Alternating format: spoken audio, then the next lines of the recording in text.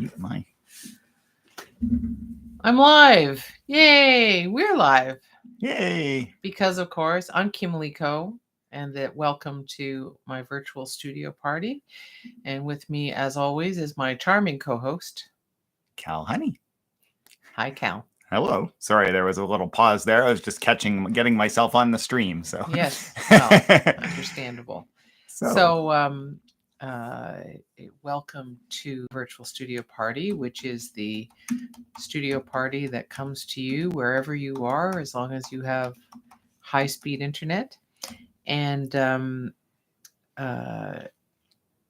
today, virtual studio parties, I make stuff, I work on stuff in whatever media I'm working on at the time. And some of you watching will be working or playing with stuff, and some of you may just be hanging out, and either is fine. If you have a Google account, please participate in the chat, at least to say hi. Yeah, it's always nice to know who's with us. Exactly. Even if you'd rather just sit back and either work or listen and not be madly typing all the time. You don't have to be extroverted, but it is very nice for us if you say hi.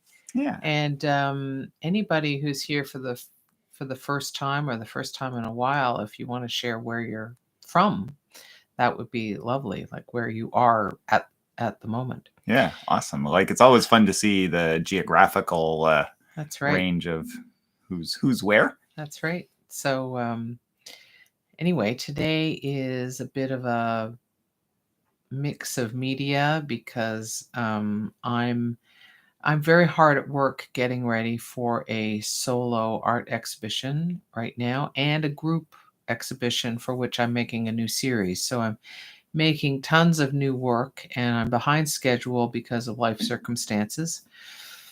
And so my head is swirling around with lots and lots full of things. Of all kinds of ideas. And you were up late last night getting some files ready to send out for very late printing on what is it? What kind of fabric are you printing on? I'm printing images on silk Georgette fabric. Georgette, it's a particular weave that it's not totally smooth in structure, and but it will allow the printing to show through on the back, which I'm very excited about. So right, so that you can see the image from each side. Yeah, even though it's only printed on one side, you see it. What I'm making with the fabric is scrolls that will be rather larger than normal. They're going to be about 30 inches by about 8.5 feet tall. Awesome. And I'm so excited. I mean, I hope they turn. I'm sending one, so I hope it turns out, and if it does, then I'll fire off the rest. But because I'm not going to be installing them up against a wall, I'm going to be installing them out in the space, and so it'll be very nice for people to walk around to the back and be able to see the printing there. So yeah, that's sort of the excitement right now, because I was up very, very, very late last night getting that ready, because you're sending it out. It's not inexpensive. It's not like insanely expensive, but it's not inexpensive, and you want to get it right. So yeah, absolutely. Yeah, that's right. And one of the reasons the main reason we started Virtual Studio Party was because of it was during the first COVID lockdown, and the intention was to create creative community that would provide some fun and some comfort as well. So relaxed company, creative company. And today I'm very grateful to have it, because I just found out a couple of days ago that an old school friend died suddenly, and he's an outsized person. His name is John Duffy, and he's had a huge impact on politics in Canada, for the better. And hugely successful man, a brilliant guy, and just incredible amounts of energy and warmth. And he was fun and interesting and brilliant in middle and high school, and he just grew from there. So he died suddenly. So it's a big shock, and I'm far from alone. He had countless friends and colleagues, plus his dear family and all of us who went to school with him. So yeah, there are a lot of people reeling today, and so I'm feeling a little affected by that. Ironically or fittingly, the show that I'm preparing is about sort of reflecting on grief, love, and loss, and how all things pass. And yeah, so anyway,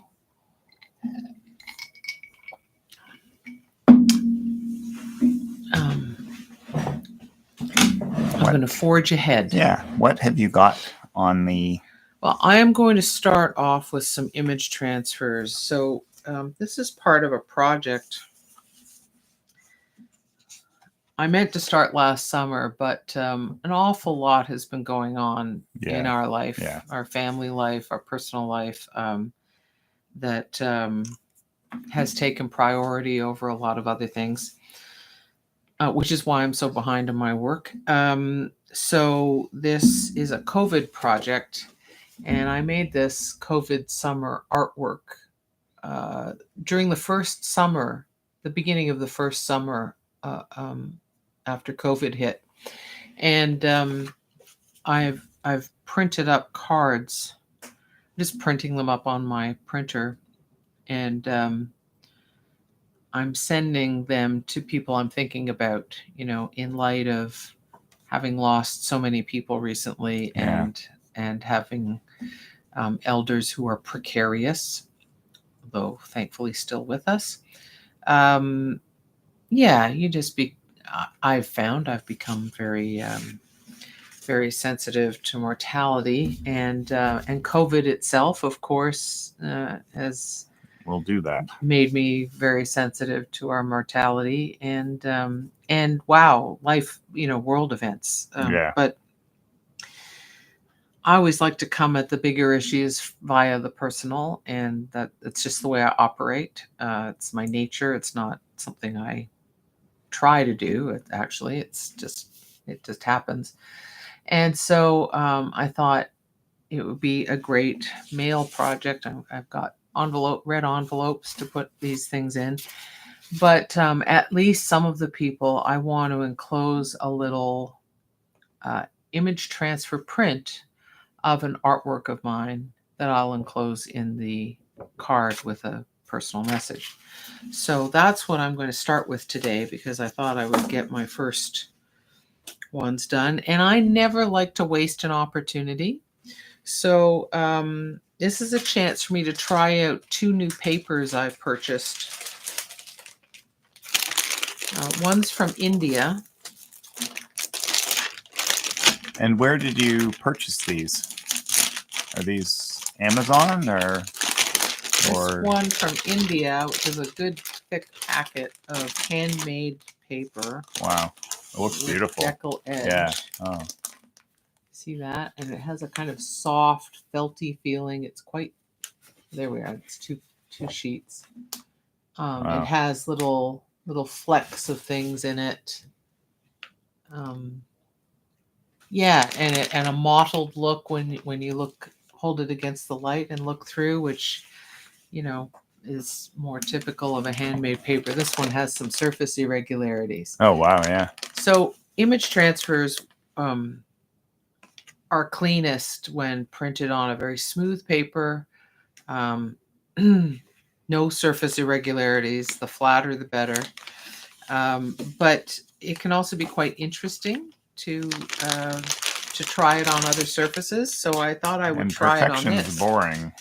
oftentimes, right? Yeah, it can be. Yeah. So this Indian paper, I forget what it's called, but I got it on Amazon. This other paper I have that I'm also going to try is a Chinese paper. It's called Diaswan paper, and or that's the brand name, I guess. And it's meant for calligraphy and Chinese painting. I got at a bookstore in Chinatown, and it's quite inexpensive, but it can be lovely stuff. It's designed for ink and wet, that kind of wet media. So, excuse me, I'm just going to blow my nose before I get. It's good to be able to breathe if you're going to be Yep. speaking and working, Exactly. right? And not dripping on the work. Your backdrop is great with the various things you've got going on for your show, right? Yeah, the constantly changing backdrop because I am working on the show, and so she's got some of her wood burning, some of her photography documentation of her father's shirts, yeah, and some of your fire photography, and a little bit right. of your halftone work of your sort of grieving face. So it's quite a nice little slice of. Oh, thank you. We enjoy the ever-changing display on our mantle display, that's been true for almost as long as we've lived here. So I've printed out one of my artworks that's called Head Meets Heart, and onto transfer film from Inkaid. And although you can also get it from get similar from Das Art. The first time I printed it, I forgot to print it mirror image, so that's why they're reflections of each other. So I'm going to start with the ones that, this one is really heart meets head instead. Right, depending on which way you read it. So I'm going to do my first test using the one that's backwards, because that makes sense to me. Yeah, start with the one that has a flaw in it. Yeah. But I mean, it's still an okay artwork. Not not really a flaw. It's just because it's reversed from the intended, but it's still a lovely artwork this way, right? Well, thank you, Cal. Okay. Here we go. Oh, I guess I should switch to the overhead camera now. I can do that for you. Do you mind setting that up? I'd be happy to do that. So everyone just beware that I'm going to... Yeah. It's slightly seasick time, but it won't last long. Close the camera lid. I'm going to come into view for a moment. Yes, so I should talk while the camera lid is closed so that people just arriving know that it is still going on. It's not dead air. Still legit. I'm just trimming excess off of my transfer film right now while Cal moves the camera overhead for me, because I don't need to transfer blank emulsion.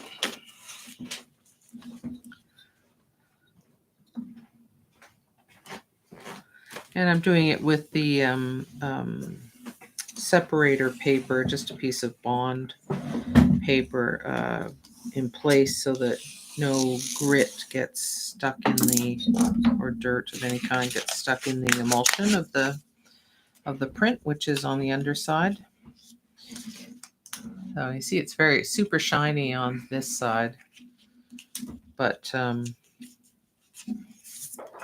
the emulsion side, it's semi-matte. Even the shine is duller, so that's the fragile side. So we don't want stuff scratching it or. Philippa has joined us. Hello, Philippa. I'm glad you could be here. Yeah, and she says, thank you so much for mentioning Tanya Dericio's installation. Got to meet her. A very exciting and stimulating show. Well worth the journey to get there. Oh, I'm so glad you went. Because, yes, and I bet you enjoyed it, given what I know of your work and so on. Yeah, we might have just missed each other, Philippa, because if you went on Saturday, which was when Tanya was sitting the show, I went before the gallery opened at 11. It opened at 12, but I went at 11 and got Tanya to walk me through it, and you had a really good conversation. Had a really great conversation, and I recorded it because I'm planning an article for Collage Magazine about it. So So what? Oops. So that's something for the future, but yeah, it's gorgeous. Can you put this somewhere, dear? It just fell from the... Gorgeous work. Yeah. She's a wonderful, thoughtful artist. And Philippa also says, love your blue nails. Oh, thank you. Yes, a nice sort of periwinkle. I guess it's been a while since I used this. And what are you going to be working on, Philippa, today? Are you or are you just hanging out to watch, or got something planned? Or Tanya and I were discussing how collage often begins with finding or looking for materials and finding them and cutting them out, and how that's a really great way to sort of gradually warm up to either an individual project or like an individual piece or a body of work. Yeah, gets the wheels primed, and the brain wheels, creativity wheels. Yeah. So Philippa, you must have been there on Saturday, because she said you had been there in the morning. Yes. No, and we had such a good talk, and I'm sure you probably did as well, because she's very easy to talk to. She's very easy to talk to and has lots of interesting insights.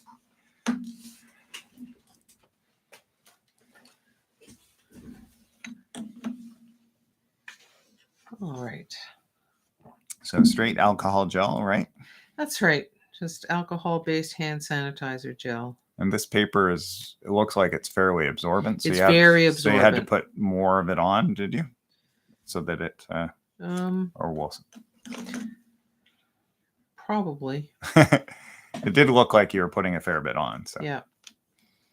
And Philippa says she's working on a painting and watching you at the same time. Perfect. Lovely. A little bit of both, which is great. Sounds like a nice way to spend an afternoon. Yeah. We're glad to have you along. Yeah.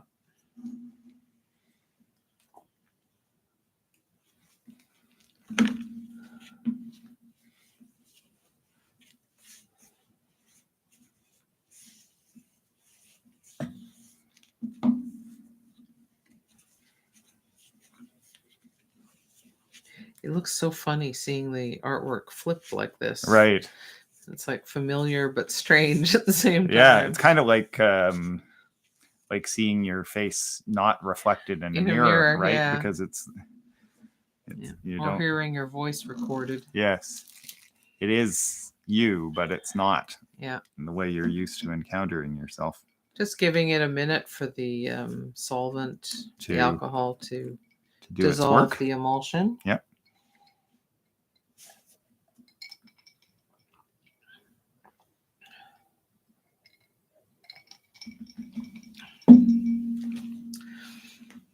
In general, the thinner the paper, the shorter the time you need for that, and the thicker the paper, the longer. But I think it also relates to absorbency, and this is quite absorbent, so I wouldn't give it 3 minutes like I do with some things.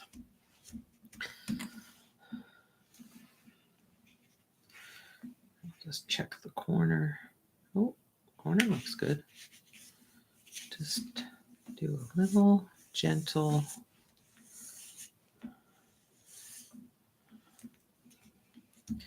hand burnish and pat. A little hand burnish. Yeah. It looks freckled or speckled. And that would be because the paper has a texture that it doesn't make perfect contact. But I don't know. Once this is dry, I could also go in and stain those flecks to not be white, but to maybe have some of the golden color that's in there, or orange or red. Or I like that idea of like going over it with a glaze or some sort of overall cast that then would animate those. See if I can get in. So you can see the detail in there. There are leaf veins in my face, and engraving has been superimposed on my face in this artwork.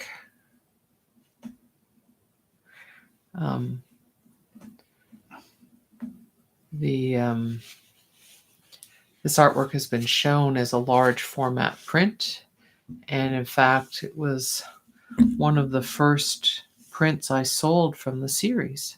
Yeah. Someone bought it.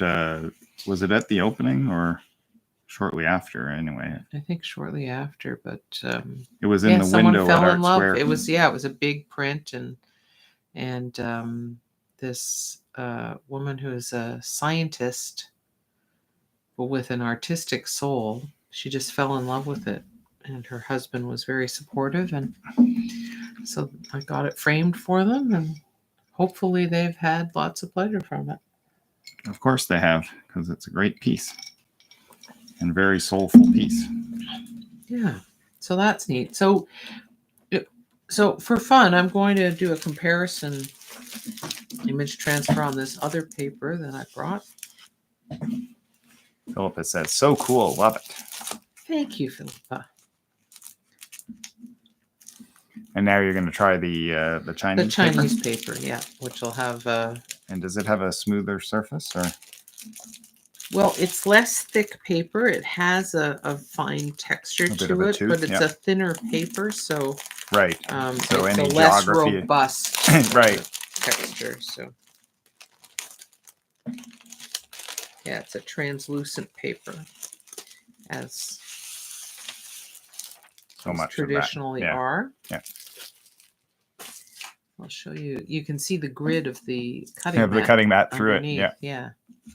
Or my hand through it. I love translucency, I have to admit. So you've done a lot of work using translucency in different ways, haven't you? There was a stage, the year before, I don't know, maybe a year and a half ago, when I was thinking about this show coming up at the Redhead Gallery, where you were, Philippa. And I was thinking, I just want to make layers, and I want to find interesting ways to display an incredible assortment of different kinds of layers. Yeah. Developed differently from different materials, different processes, different surface design. And so, that may happen at some future show. So one of the things about calligraphy paper or Chinese and Japanese painting paper, just the simple kind of Japanese, as opposed to the myriad, the thousands of options with washi paper and so on, is that there's a rougher side and a smoother side.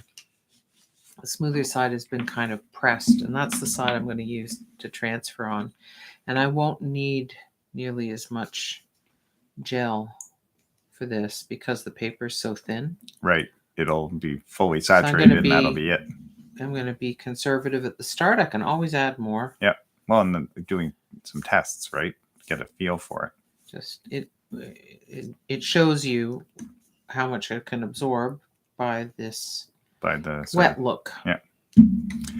Val has joined us. She says, "Hi, Kim and Cal. I'm running late today. Not to worry, Val. Glad to have you along. Glad you made it. Yeah. Whatever time you could make it. Exactly. It's good to see you. Have you got some collage planned, or? Or are you just going to put your feet up because maybe you've been running around like crazy? She might have been actually running. You never know. Oh, yes, that's true. Although it's not the nicest weather out there right now. So. With me, it's a figure of speech. With Val, it's an actual thing. It could be. Yeah. Okay. It could be figurative. This is clearly going to have its issues because the paper is buckling a lot from the moisture. Right. So you're going to have little creases and so on. I am going to have creases. So I'm going to do my best to smooth it out against the cutting mat. Look how crazily transparent that is. I love it.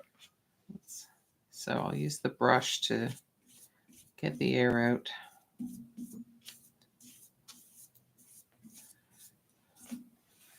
And I might get an interesting outer shape out of it because of how it's looking. Let's see. Val says she ran 12K on the treadmill, just finished Wow. Paris Collage Collective collage. Yeah, so Right. you're ready to put your feet up Yeah, it sounds like it. from both You deserve to. from both running and collage. So yeah. It's 6 o'clock somewhere, Val. It's a cocktail hour.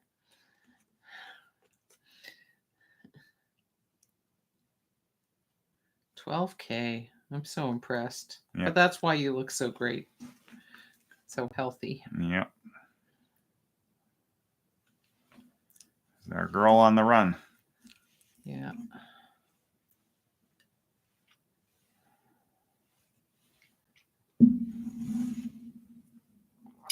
What was this week's Paris Collage Collective prompt, and what did you do to reply? Hopefully she's posted it. I'm sure she's posted it, so I can definitely check that out. But it would be interesting to know what the prompt was. Paris Collage Collective is image prompts, I think, right? So yeah. No, it's interesting to know what it was. I know a bunch of you guys, when you post your Paris Collage Collective pieces, you also post the image, so which good. is great because then you can see what you've done with it and how you've changed it and worked with it. It's always so inspiring. All right, I'm just going to check on a corner now. Oh yeah, that looks good. I'll say that looks good. Not much on the flex coming now.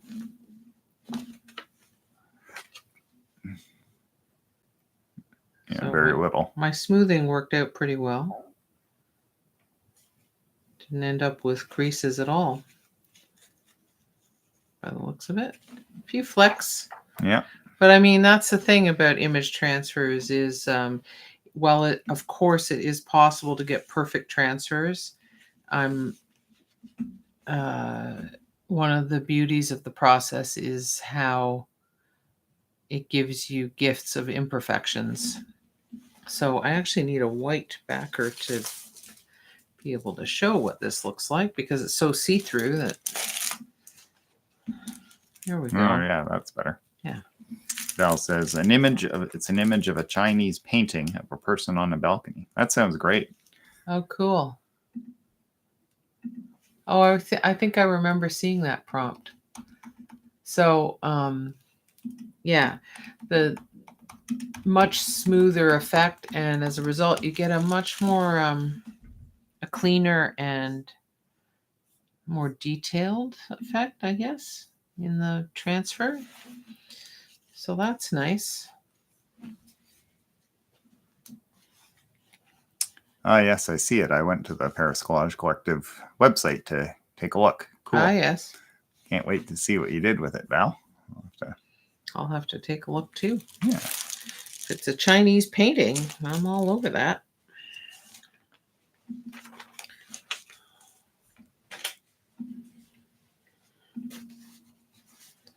So there, they can dry like that. Okay, well, that's good. Good to test out. I'm always testing things.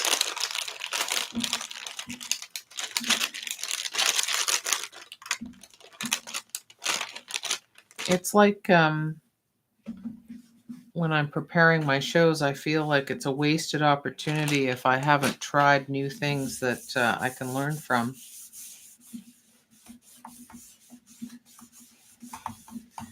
Same with this, although it's a project that's about, connecting with people in light of the uncertainty of life and so on. It's also an opportunity for me to try things. So different people might get different papers for their prints. Okay, so the next thing I want to test I should have titled this one "Testing, Testing," eh? That would have been a good title. Yeah. Because Although my final thing isn't. Well, it is a bit of testing, actually. Now that I think about it, all of your work is testing, Kim, at Yeah. just varying degrees. It's the the science aspect of my nature, Yeah, nature, and upbringing in nature. that's my father showing up. Yep.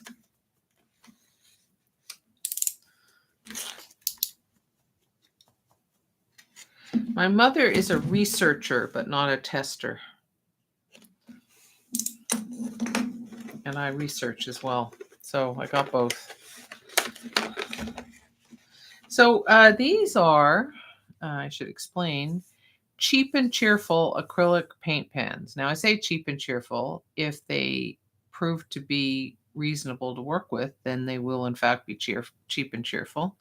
If they don't prove to be reasonable to work with, they won't be cheerful at all. Yeah, so I'm trying this because I have a gel plate workshop coming up at a high school. And, well, there's some issues I'm trying to deal with, not to do with the school, but technical issues. And I thought if I could find some affordable paint pens, then maybe we could work with those. So each one of these pens is individually wrapped in plastic. Now, I presume that's to keep the pen from drying out, but it is a little annoying because now I'm going to have to individually unwrap Open each them. one of them. Wow. Yeah. Aside from the maybe overabundance of plastic involved, there's just a convenience issue here. Yeah, like you open the package and that should be enough. Yeah, you'd hope, but we'd also be upset if the pens showed up dry, right? So yes. And that has happened to me on occasion, and it has been upsetting. So yeah, well, that would be upsetting. I don't have a good answer. I am not the person who's going to solve the world's problems, but I can complain about them. How about that? That's what I'll do instead.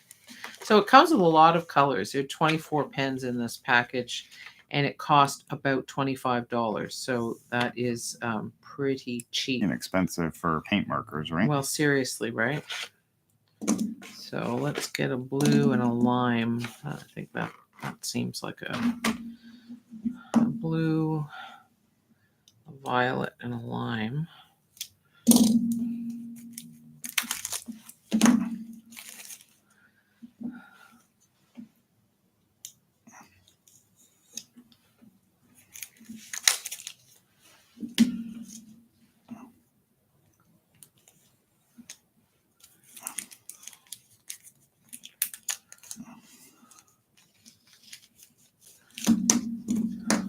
Oh, I did a light blue as well.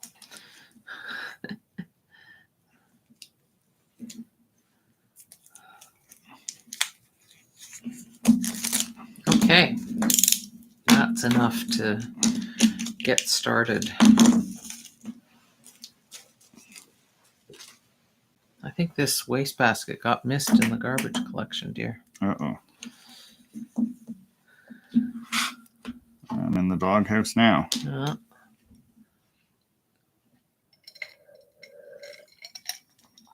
All right. What have I got here? I've got a brand spanking new gel press 8x10 plate, which I bought so that I can do head-to-head comparison between the Jelly Arts, the gel press. So weird abrasion marks all over this acetate.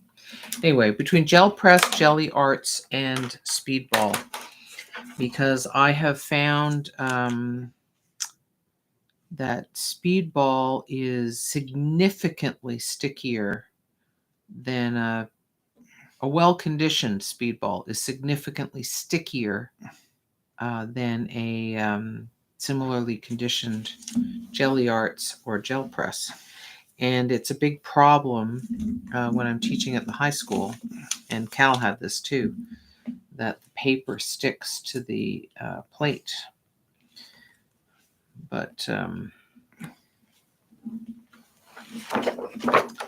yeah, we'll see how this goes. I don't know why it's got so much abrasion on that. It's got an outer shell.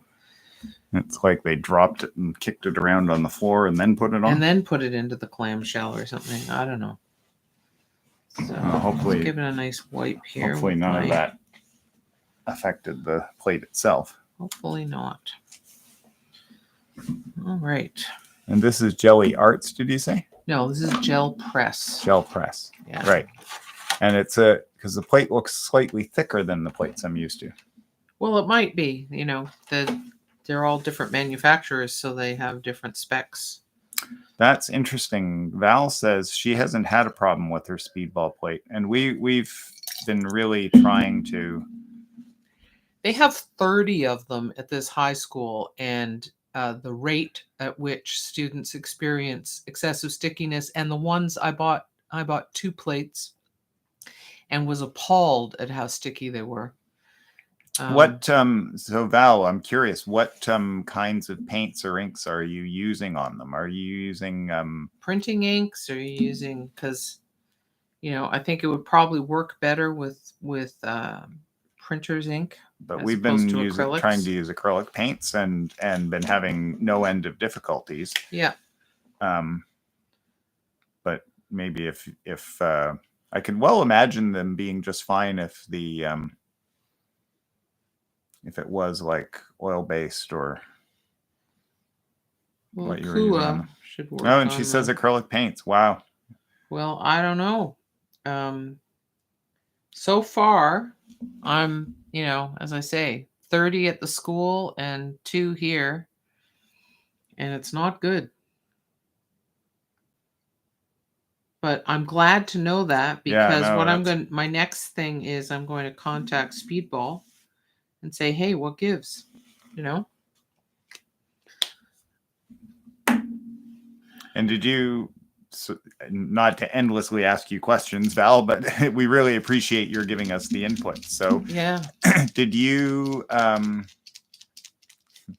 you're shaking the camera as well? Oh yeah, sorry. It's unavoidable. Yeah, no, of course. So. It makes it animated. It's crooked. There we go. Feels like that should be more like that. You can keep talking, Cal. You were asking Val something. Oh yeah.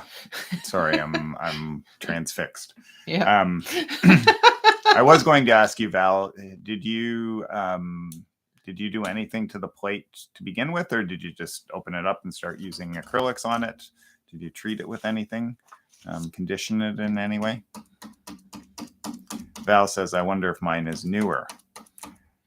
No. Yeah, because I literally just bought mine a few weeks ago, and it's terrible. And the other ones were bought, a year and a half ago, 2 years ago? Yeah, and in fact, the day before lockdown happened was the first time I taught with them. They got used, yeah. Yeah, so 2020 they were bought. You may have bought yours since then, but it's not old. It can happen that plates can get sticky if they're not conditioned well and have gotten older. But okay. Val says, haven't done anything to it. So, right. Well, you obviously have a touch, or you got a different batch. Lucky. Or yeah. Yeah.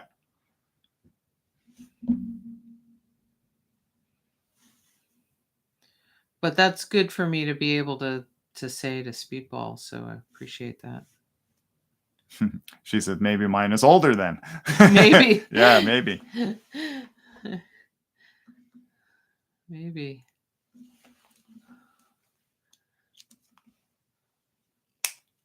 So if anyone watching this now or later on isn't used to working with acrylic paint markers, there's a ball inside for mixing the paint, and which is important to do. And when it's brand new and has a virgin nib, which is white like this, instead of the color of the paint, you need to pump it by it has a spring load in it. You pump it until the paint starts to coming appear. Out. Yeah. And then you're able to use it.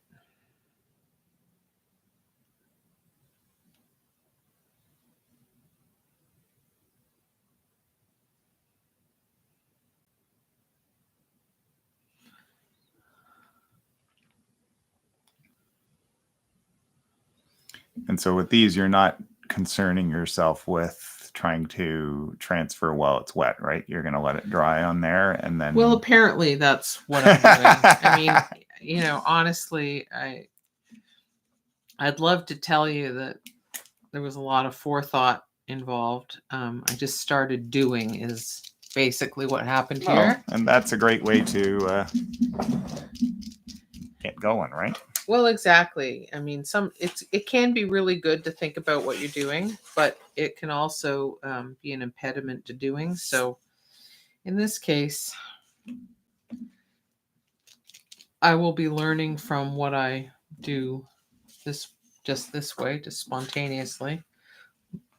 I'll move that down so that this is now in picture. I'm sort of punching holes in the paper because of the nib is hard, reasonably tough, right? Which is good.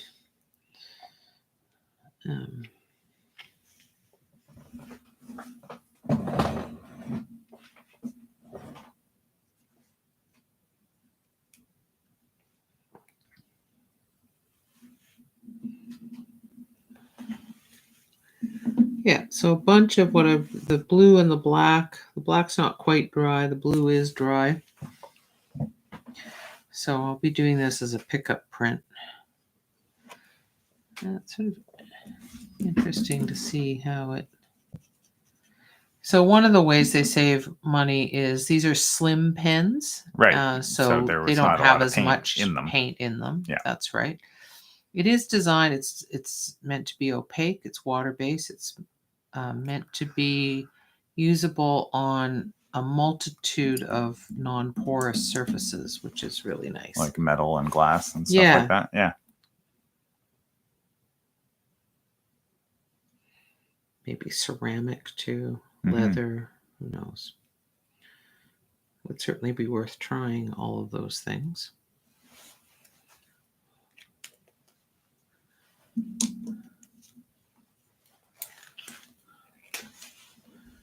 Oh, keep forgetting. They're all virgin. It's rare that you have so many pens that haven't been used, right? Exactly. Because we both have a fairly significant stash of paint pens because we both love them. We do. I don't even use them enough. It's crazy that I don't use them more, but I think that's just also been the nature of life for a while. Yeah. I had cracked some of mine, cracked them open, got them back out. Yeah. For a class last week, and it was great. That's nice. Great to be using them again.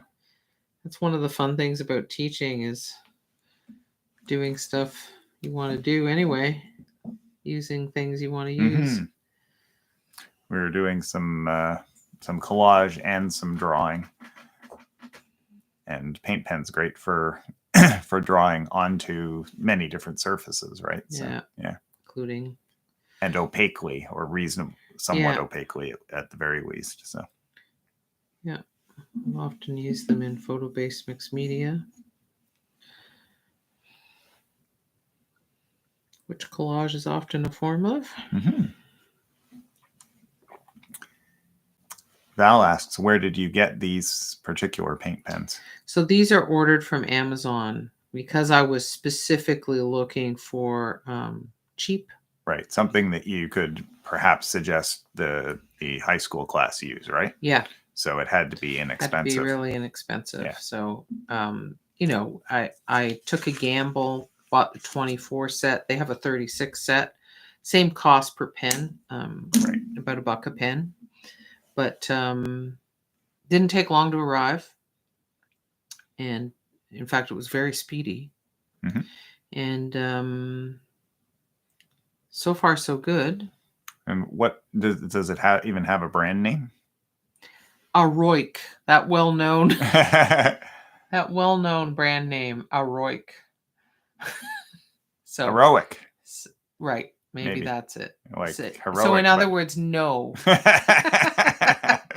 Because at that price, no, it doesn't have a brand name that anyone would recognize. No, it has a brand name. It just doesn't have a. I just thought that, you know, no brand recognition. If anyone wanted to also do the same thing and buy some cheap pens to play with, what could they search it by? Yeah, that's so. All You could certainly look for Aroik, but I would just look for acrylic paint pen set, maybe. And bear in mind, it comes in 24 and 36, so you could even say set of 24, set of 36. It needs something. I think it needs lime. A splash of lime? A splash of lime. Or a twist of lime? No twisting involved.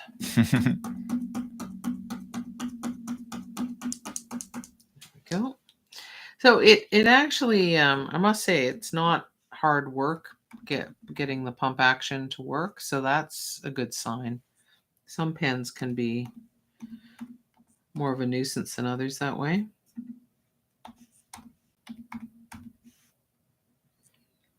Well, when I type in Aroic to Amazon.ca, well, the first thing that comes up is Aroic paint pens, acrylic paint pens. Well, there you go. So Aroic. Yep. For anyone who missed it. And they seem to be well reviewed. So. Well. Oh, I like what the lime did there. That's nice. It's kind of like the you can get those sort of craft acrylic paints. Yeah. Which aren't that great, right? But they're okay for gel plate printing. And for fun. Yeah, if you just want something they don't have the pigment load, they don't have as nice the ingredients aren't as good and they aren't as well, ground and made and all that. But honestly, if that means that someone's doing rather than not doing, I without hesitation would vote for cheap and cheerful paints, cheap and cheerful art supplies in general. Yeah, exactly. I did a blog post a while ago, probably over a year ago, because it's hard to know because time is so weird during COVID. But on cheap and cheerful, the first in what I anticipate being a series. The series is just taking a lot longer to emerge as such on cheap and cheerful art supplies because there are so many options that are affordable. I love using things that are very good at what they do, but I also love using things that are super affordable and non-precious. So something that's happening that I really enjoy from this is there's quite a cast shadow because of the transparency and thickness of the plate. Can you see the nice cast shadow from every single one of my marks? It's really that's so fun. It's like a little that. Ooh, sliding it off of the paper there. Okay, so I'll just let that needs to dry before I can do a pickup print. So I'll just set that aside for a minute. The first pen I used was actually not one of these paint pens. The first pen I used was something I bought myself recently. Treated myself to. I love Faber-Castell's Pitt pens. That's Pitt with 2 T's. Yeah, let's get this to. There we go. Now we got it focused. And this is their big fat black brush pen. And I Cal can attest. I love. You love a big black brush pen. Yeah. I very often in my sketchbook use a Japanese Pentel pen that's actually meant for just writing in Japanese or Chinese, and I write in English in it and do little sketches and whatever. Mostly writing though. Anyway, my Pentel one, I know I own more than one, but I can only find one, and it's broken. Oh no. I can sort of use it, but it's a bit of a problem. So anyway, I started using this, and I love it because it's so substantial and satisfying, you know.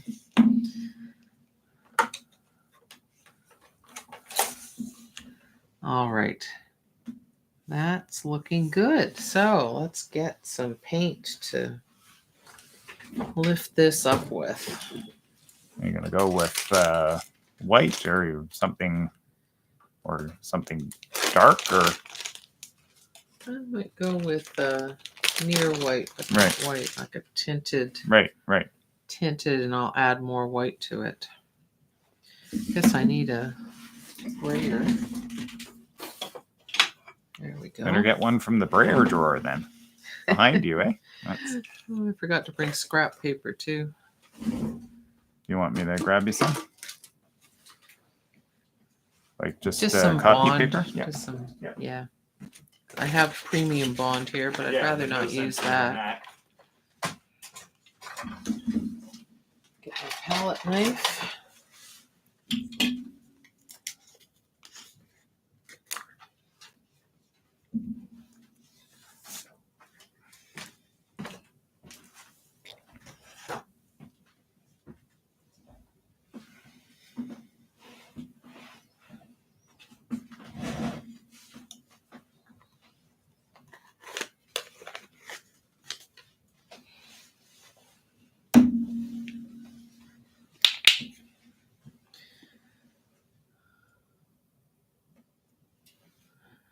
There's a smaller crowd live with us today, I noticed, but I hope some people will catch up on the replay.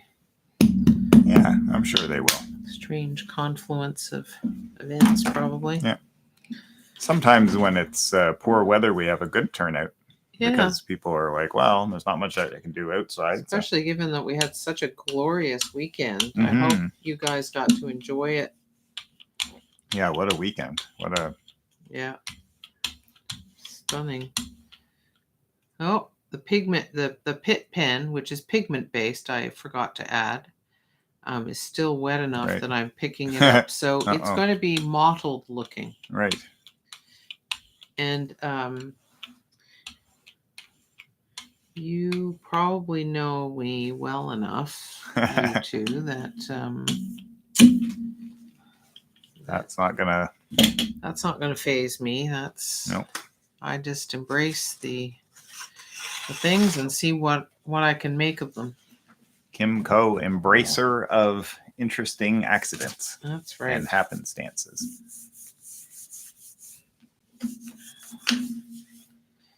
Well, in my studio, in most studios, if people aren't embarrassed to tell, it's full of that. Yeah. And some people have a problem with it, and some people don't. So, I mean, some of the best things that have ever happened to my work have been discoveries made this way, and that's... Absolutely.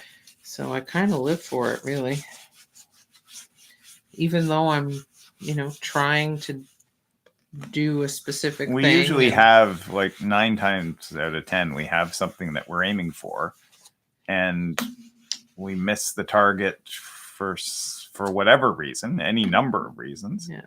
And hit a different target sometimes. It's like, oh, well, that's actually more interesting. Or pristine. Wow, it sure lifted a lot off the... Wow. Yeah. The detail of it. I mean, printmaking's so great that way, isn't it? The detail of what it's picked up. It looks like that's I drew awesome. On this. Yeah. But of course I didn't. And actually, I really like the sort of patchiness from the white and the pink that you... I purposely didn't blend it perfectly, or, I could have mixed it on a palette ahead of time, but it's got more life to it because it's got splotches. And you know what? The gray splotches, they weren't planned, but... No, but they're actually kind of interesting, right? Yeah, it's a Yeah. different kind of activity than the Yeah. graphic activity of the Because marks. it's a little blurrier, right? Yeah, Which so is it's kind more of fun. tonal Yeah. and gives the thing depth. So that's quite interesting. And so far, I'm kind of liking these cheap and cheerful pens. So if anyone's looking for an affordable option of acrylic paint pens, so far I would recommend them. So that's good. That's good. Now, I happen to have handy my 6x6 speedball plate, so I'm going to Give that a whirl. Eh? just try that out. Yeah. Smaller test. And just see how it does. One thing I was wondering about the speedball and the stickiness, I wonder if but I think I've tried this already, is like spray the color on, stick the paper down, and then like lift really quickly, like not wasting any time. But I think I still had problems. But I put baby oil on it. right, Yeah. Hmm. I'm trying things. Yeah, of course. Because I want to solve it in a way that means that the 30 plates the school has are not wasted. But I am going to contact Speedball about it because. Oh yeah. Oh, and look, I have stuff left over from my last session that still stuck to the plate.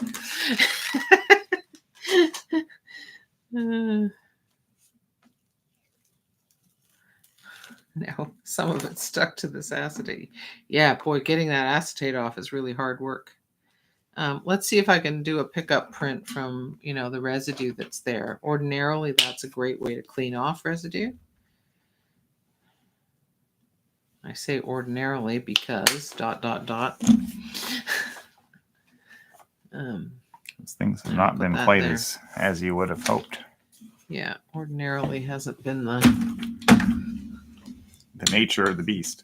Yeah, see, even my brayer is sticking to the plate. Well, I'm going to try and get this. Oh, look at that. The paint's dissolving the pen. It's on there. These are water-based pens I used on this right plate, so they do dissolve in water. Oh, and it might be, who knows, it might be something interesting, right? Yeah. Yep. There's always that possibility. Val says she tends not to clean her plate really well, and maybe that's why it doesn't stick.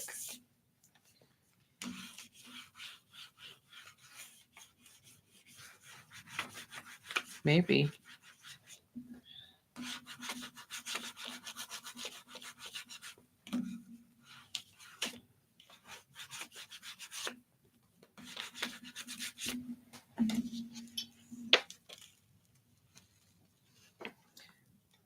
Yeah, it's hard to peel the paper off. There we go. Got it. There's my print.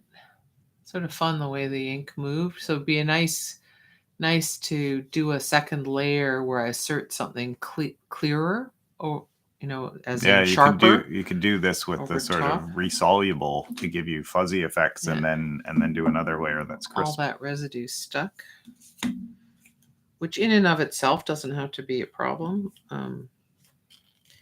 but the plate is definitely sticky. Just gonna clean this off of the.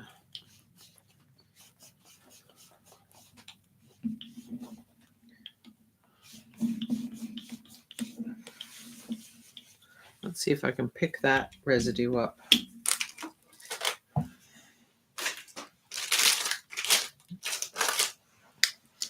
Use a bit of this to pick it up.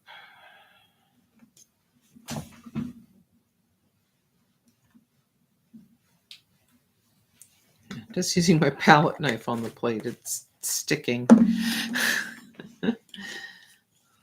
Yeah.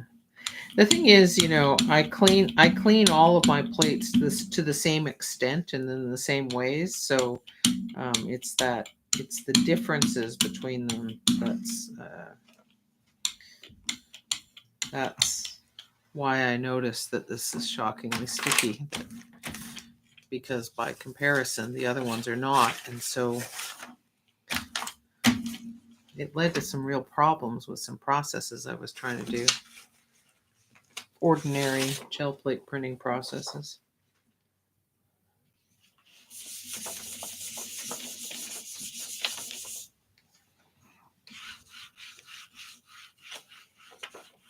These problems are all part of the fun of studio art, though, eh?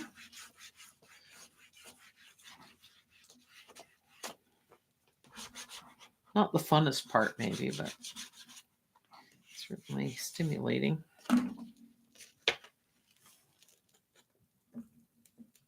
Yeah, so this is what was happening with the students. The paper is coming off on the plate.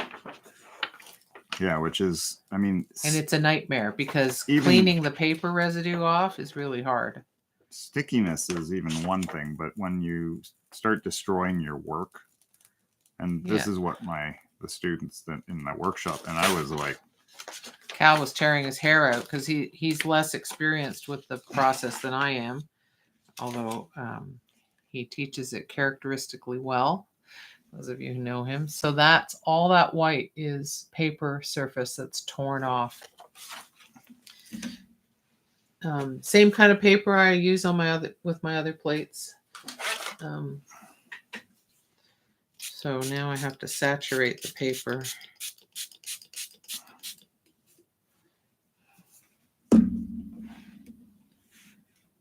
In order to clean that paper residue off. But it's pretty discouraging for a teenager who's just learning a process to have that happen to their prints. Or a veteran like me. It's also discouraging. Regardless of who it is, it's disappointing. You're putting effort in, and you can't even get just even a bad print, you know? You're not really getting a print if you're tearing off the paper. Yeah.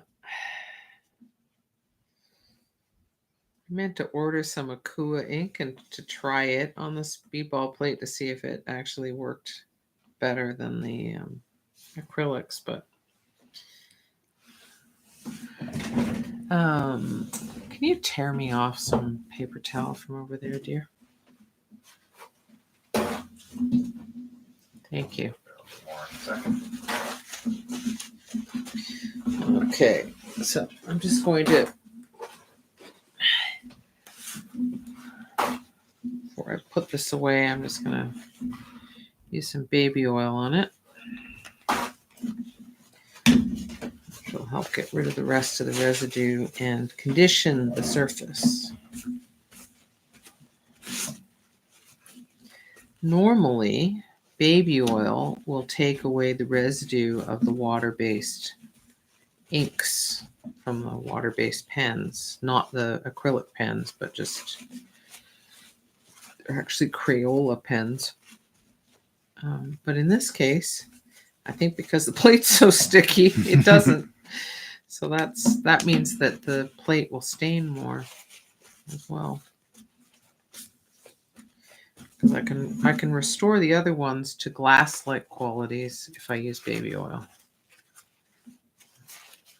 But anyway, let's see if I'll let that rest with the baby oil conditioning, and maybe it will improve over time with more of that. Oh, I'm going to pause for a minute and drink something. So I can feel I'm dry. Well, chatting, right? Exactly. Yeah.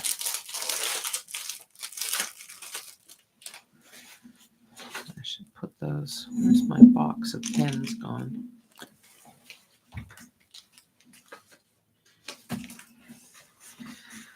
The final medium I'm going to work on today, as I did say, it's a mix of media. It's a tour of media. A media extravaganza. A bunch of experiments, whatever. I'm going to continue work on my wood burning drawing.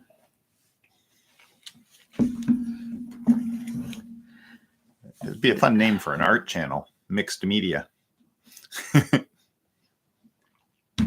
Probably I think already a mix of media might be a Yeah, better title because I think it'll be less. Yeah. I remember a friend of ours co-founded a magazine called Divorce Magazine to help people cope with divorce, not to encourage divorce unless it was warranted, but just to help people going through that transition. And they had trouble getting a trademark because what they called the magazine was a descriptor of what it was. Like, it's a right. divorce magazine. Right. Right? Yeah. So it's mixed media. But if you Right. just change it up a little bit, Yes. you can have a unique moniker that. Yes.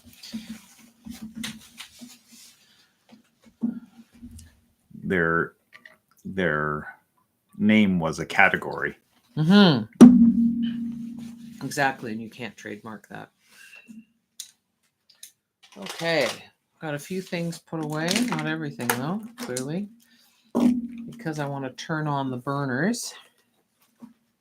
Yeah, get that paper towel right away from them then. Yes, all the tinder needs. Oh, there's the pen thing. Cal, would you mind putting these pens away? Not at all. You just pass them over to me. Thank you. And I will deal with them. It's so great having my handy co-host here. I'm telling you. Okay.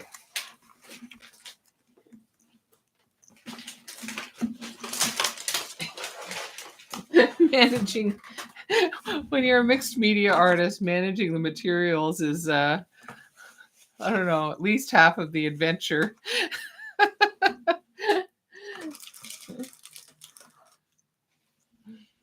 Okay, so now I'm going to be able to turn on my burners. I've got 2 new nibs I'm going to try today. So I am continuing to experiment, even though I have done wood burning before on this live stream. I'm going to try these nibs. So one of them you can see has that bend. So it's a drawing nib that's, more suited to a relatively finer line. And then I have this ballpoint nib. So it has a ball at the end. And I haven't tried any of the ballpoint nibs yet, so I have to assume that this ball doesn't roll the way a pen does not roll. No, It's just a ball, a fixed ball. That would be quite a trick to have a ball that rolled when it was really heated. It would be. So I don't know. I'm sort of curious to try the ball first, even though maybe I sensibly should try the other one first, given where my drawing's at. But I'm not going to let that hold me back, am I? Sorry, what you guys didn't see was Cal making a leery face, like sharp intake of breath through gritted teeth. It's not the choice he would make. No, but that is why we are a fascinating couple. Mm-hmm. I don't know that we're a fascinating couple, but. Well, we must be fascinating to ourselves, or we wouldn't be still together after all these years, I guess. Yeah. Opposites do attract. Yeah. We're opposites in some ways, but we're very similar in other ways. Many other ways. And I think that's what works. Exactly. I should move the alcohol gel away from the fire as well. Yeah, probably a good idea. Yesterday, Cal made delicious Kim-friendly cupcakes. And I say Kim-friendly because for anyone who doesn't know, I have a lot of food allergies and intolerances. And so he iced them with a cocoa avocado icing that was to die for, and made a delicious cupcake to put underneath it. In fact, I'm salivating thinking about it. And why did I make those? Because we had 3 birthdays to celebrate.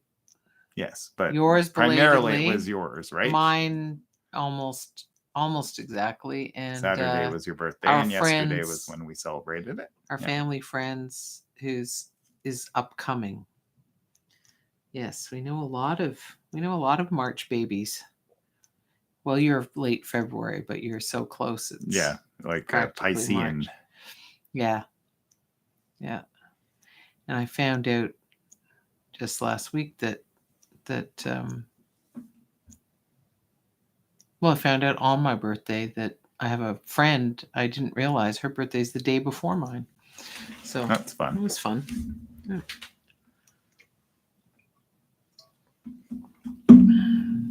Is anyone else here a Pisces watching? When I was like 17 or 18, I was standing waiting for a bus, and this man came up to me, and the first words he said to me were, "You're a Pisces." and I sort of laughed, and I said, "Yes, I am." And then he looked to my friend and he said, "And you're a whatever." And he said, "No." And then he said, "Well, if you're not that, you're a this." And he got it. He got my friend got on it the right. second one. So it Amazing. was pretty funny. On the basis of what, one wonders? One wonders, you know. So Pretty funny. yeah.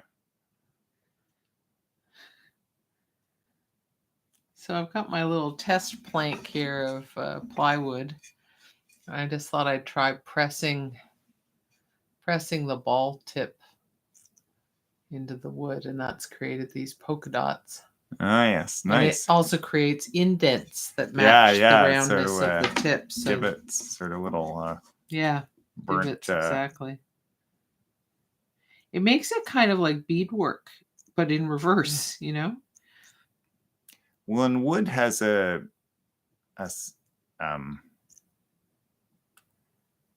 must flatten the surface too, right? It Like does. make it a smoother and shinier. And it gets shinier. Yeah, which is so cool that like not only the sort of burning and the color change, but also that change from sort of the surface, some slightly fuzzy indentable to. So let's see what happens when I try to draw a line with it. Val says her daughter is a Pisces. Oh yeah? We love her already, Val. Just like her mom.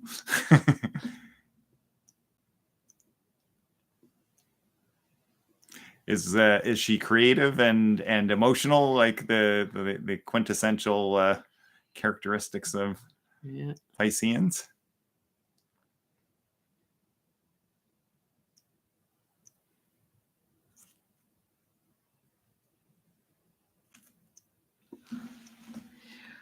That ballpoint works really nicely for drawing.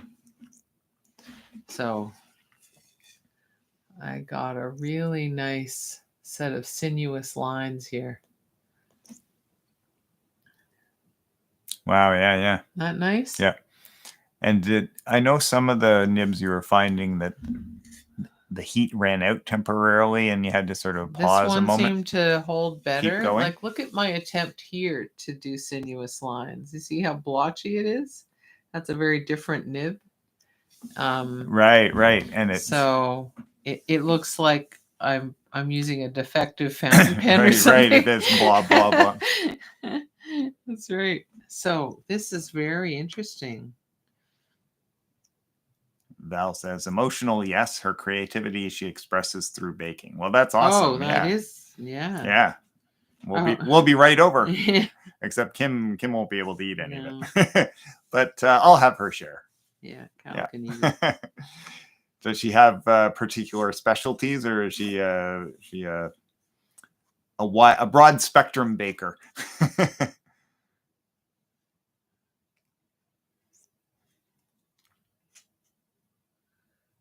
I like baking more than I like cooking. Yeah, baking is inherently rewarding, I think. I mean, so is cooking to some extent, but I mean, I have friends who love to cook. Occasionally, I really enjoy cooking, and most of the time, it's just like it's a means to an end, right? Well, that's because you are our daily cooker. Our daily cook. Yes. And so it's a chore, right? It's Yeah. like you got to But make sure it happens so that nobody starves to death or whatever, or so we don't endlessly eat takeout or Val says cookies are her specialty. She also Mm. makes great vegan baked goods. right. Oh well, then some of them I could eat probably. Yeah, 'cause maybe some of the vegan ones can't for have sure, any because dairy. dairy being one of your. Sorry, Val. Not that she's going to be baking for me. Because I have so many food issues, every time some food topic comes up, it's always Cal and I always consider it in light of what I'm able to eat or not, because it's sort of a been a preoccupation for decades now. Yeah, or that sounds good. How could we adapt that so that Kim could eat it? Exactly. You know, that's often a. That comes up a lot too. Well, I'm kind of impressed with this ballpoint, and think I would have had an easier time with some of this drawing if I'd done it with the ballpoint. Well, that's a bit annoying to think back, but at least now you figured it out, right? Which is. Yeah, it's good. It's good.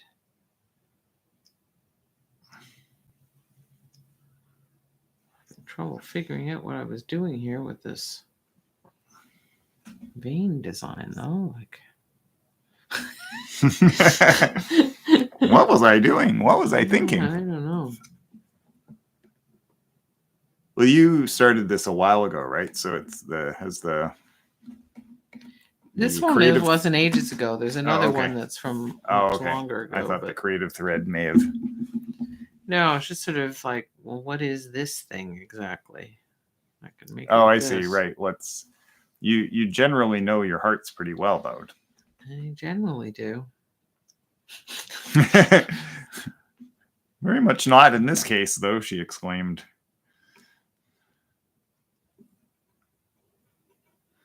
I think the thing is I should heat up the other nib, because what I want to do is this kind of thing in this area. And the ballpoint's not this kind of nib, so I'm glad I sort of tried it. I have to flip my switch to heat up the other nib. There we go. Give that a minute. Contemplate this. I have to spend a lot of time looking at work when you're making it. Can you maybe hold it up close so we can get a look at the textures from it in it? Awesome. So I did manage to get some smoother shading done along here with a shading tool. Right. But it wasn't easy, I must say. This is the thing when I don't know. I'm certainly not working with the best of all possible wood burning tools or pyrography tools, but. So there's an area that I'm seeing sort of that looks like it's a different color of burn, where a couple of panels that there look sort of rusty. Yeah. I'm not sure they look like that in real life. Oh, that's funny. There are some scorchings throughout that give some rusty colors in different places, but I think it's just that the height, the way the light hits it and it goes into the camera makes it look a different color, but it actually is. But here it's just paler. Right. But it's not rusty compared to the other ones. It actually looks a different color rather than just value, but exactly. Yeah, funny. So yeah, there's some of the smooth shading. You can see the grain of the wood coming through it, which is that I found quite interesting. Yeah, that's great. And so you were using more than one nib for this one, weren't you? Well, I did one nib for the sort of sketch. Right. That you can see, which is a burnt sketch. Yeah. I didn't use pencil at all for this. I had a reference, which of course I don't have in front of me now. Why would I want a reference? It's not like I'm drawing anything in particular. No, exactly. Heart. Seen one, seen them all. Oh, too funny. Oh well. This is this wood burning drawing, and the other one, if I'm able to finish it, which will kind of depend on my finding that other set of tools. They won't be hanging in the main part of the space, but they might be on. There's a now at the Redhead Gallery. There's now a wall of shelves by the office where the members have their work, sample works that are available for sale. But there's a narrow set of them that are reserved for the exhibiting artist, and so we can put small works there. Right. Yes. And so these might be good candidates for that there. place. Yeah. Yeah. Sort of smaller, more affordable pieces. Oh, this is not the nib I'm working with this time. This is the nib. Okay. So let's see how this goes. Oh, that's quite nice. It's so funny how the first nibs I work with, I was just, kind of struggle. And then now I decided to test out some more. And I did test out more than one nib at the time. You did, I remember. Tested out a few. And you were finding it was very frustrating. A little bit frustrating. Well, yeah, more than a little bit, right? And but I embraced the struggle.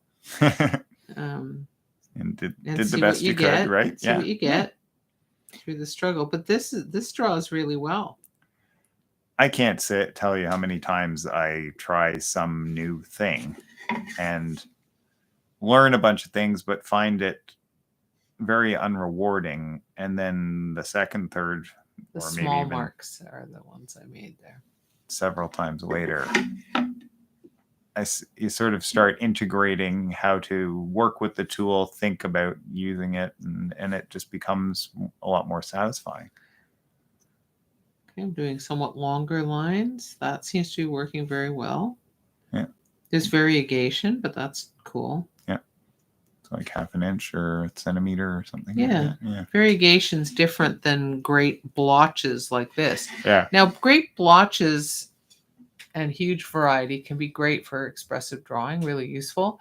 But it's also nice to be able to get increased consistency, which this is clearly doing. The zigzag here is the thing. So that's nice. All right, so now I'll try longer segments.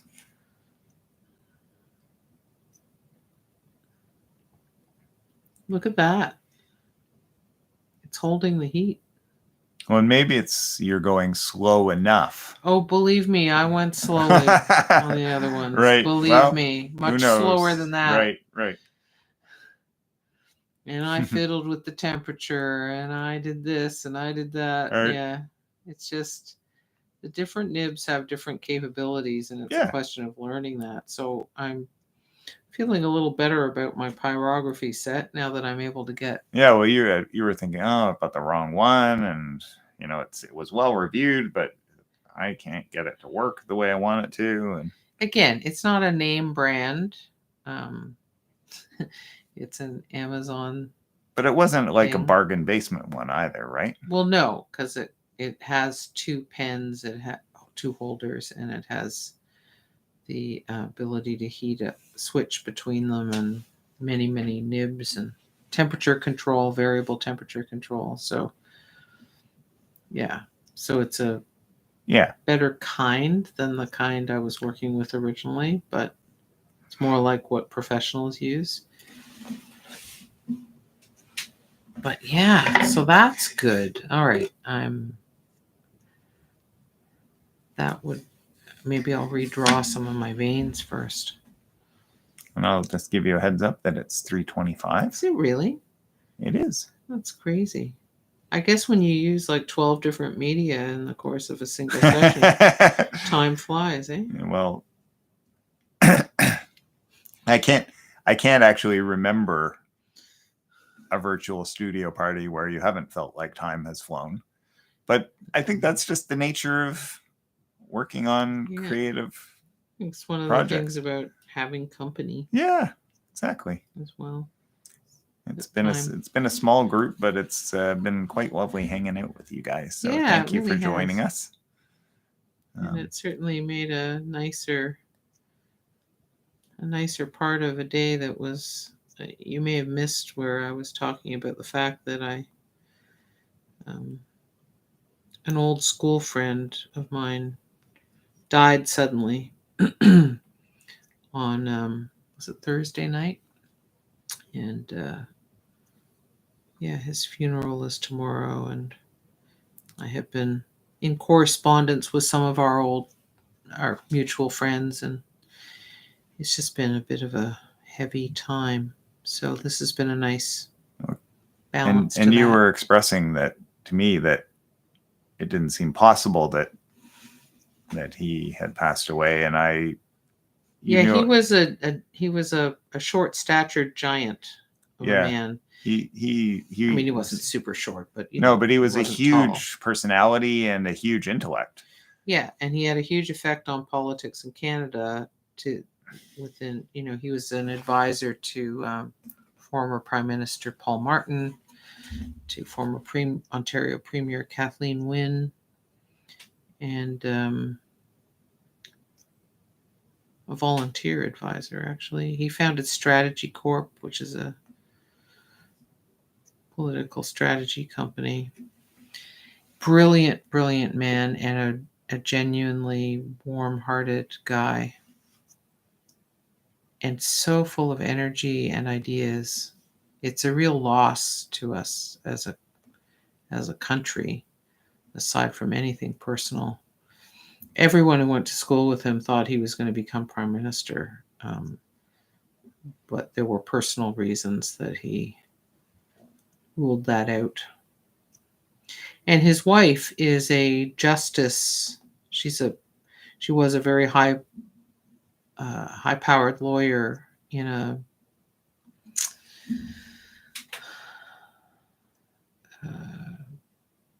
meaningful sense, not just a commercial sense.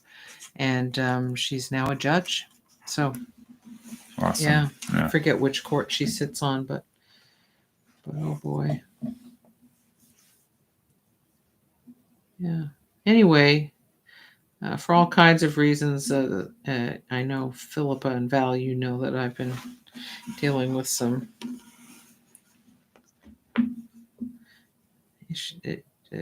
deaths of people close to me, and so just a stage I'm going through, obviously, where it just keeps getting thrown at me.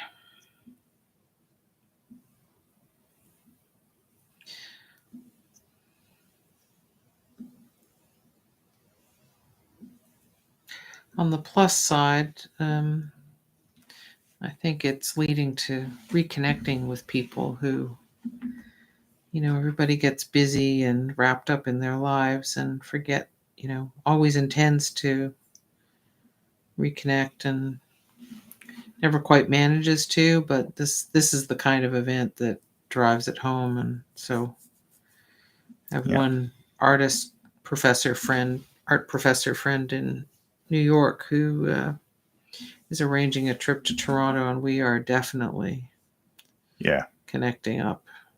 He's such a great guy, and he was actually best friends with John in high school, and he's reeling from it. So he's just an incredible human being too. This little section is going to be different in character because the nib is different that I'm using, and I am different using it today. I'm a different person. So it's so interesting how all of that gets reflected in art process, don't you think? Like what you bring to... There are different parts of your heart that get affected in different ways. Yeah. And what you bring to your studio work in whatever sense, mood, experience, history affects what you're doing. I don't know why I'm doing some things across. I'm just going to go with it though. The grain of the wood really affects the path of the tool. It causes all kinds of wobbles because the grain forces you to choose to either follow the groove or to cross over to the next groove. And that's one of the interesting things about working with wood.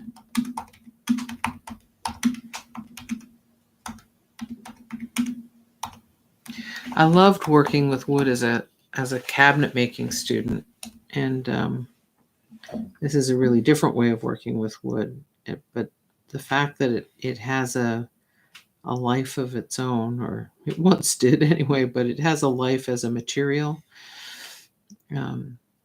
is part of what's fascinating about working with it. Like when you're making furniture with it, you have to allow for the fact that there's grain that you have to work with or against, but you also have to allow for expansion and shrinkage based on humidity.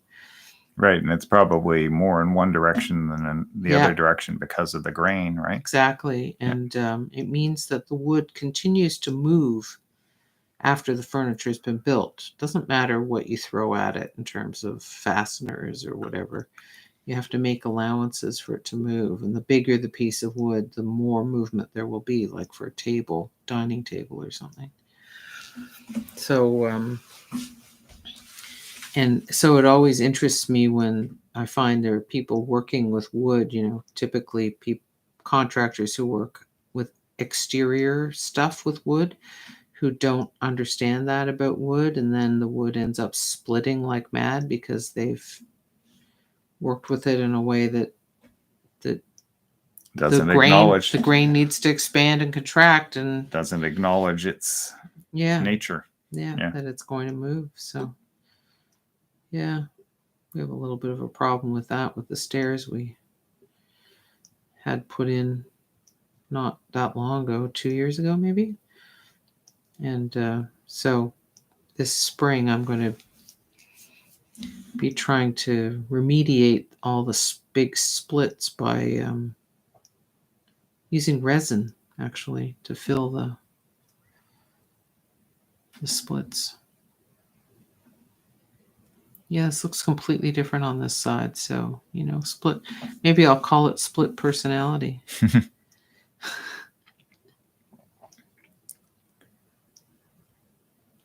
I'm going to fill this little area.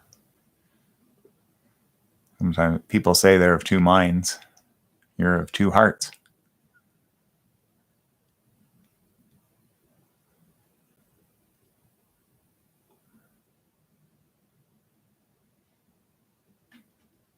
Yeah.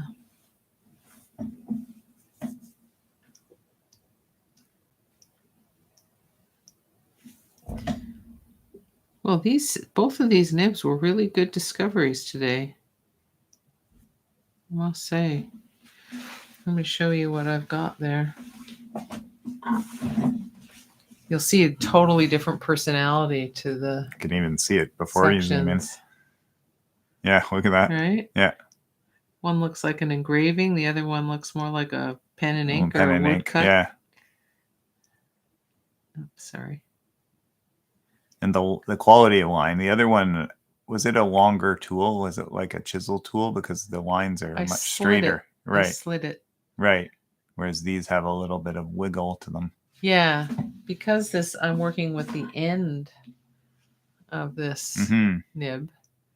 The other one was kind of a chisel shape, but done in wire. Yeah. So I was sliding it along the sort of like a skate. The straight edge. Or kind of like a runner. An X-Acto knife, Yeah, but not a cutting one, a burning one. Right. So there are my blue fingernails. That's funny. Well, I suppose we've reached the end. So would you mind moving the camera? I wouldn't. Thank you. It'd be nice to be face to face before we say goodbye.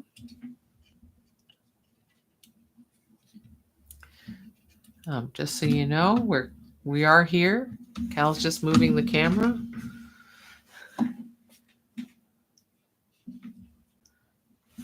Flip it up. There we go.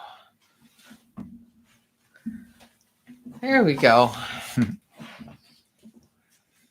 So I hope your painting went well today, Philippa, or at least pleasantly. And Val says, it's always good to have this break on a Monday afternoon. I'm so glad, Val. Thank you so much Thank you, for Val. joining us. It's been really lovely to hang out. It's been so pleasant to be in your company and have this chat and making session. So next Monday, we will be back on Kal Honey's channel. The virtual collage jam. Virtual collage jam. Kal surprise. Now, is that our last scheduled live stream? Well, I think because I have a feeling it is. I think it might be. Because I think we're going to take a break in March. No, you have a virtual studio party 2 weeks from now. So it's my last virtual collage jam until the spring term. And then Kim has one more on the 21st virtual studio party. Right. So, and we'll probably take a break of 2 or 3 weeks. Yeah. And then I also have to see how I'm doing in terms of getting ready for my show, because I am working all hours. Yes. And for example, I worked until about 5 yesterday, or got into bed at 5 anyway. So that would actually be today. Yeah. And it's not exactly abnormal for me when I've got a big show I'm preparing, but I had planned to have over a year to prepare, and it just didn't work out that way. So yeah, life's what happens while you're making other plans, right? So I hope you have a good week, and I look forward to seeing your Februlage response, Val, on social media. And yeah, I will be with Kal for virtual collage jam in 2 weeks' time. I imagine I will do some wood burning as well. Cool. Because I have a number of wood burning drawings to complete for the exhibition. Yeah. But I may be doing some other processes as well. It might be a little bit like today. There might be a bit of a mix. A little bit of a few different things. Yeah. So if you find mixed media interesting, please come back. Yeah. And if you enjoyed today, please like the video. Yep, give it a little like if you don't mind. Yep. I see some of you already have, so thank you very much. Thank you. Yeah. And Val says, see you next week. Yep. And Philippa, if you're still with us, we'll see you next week, hopefully, too.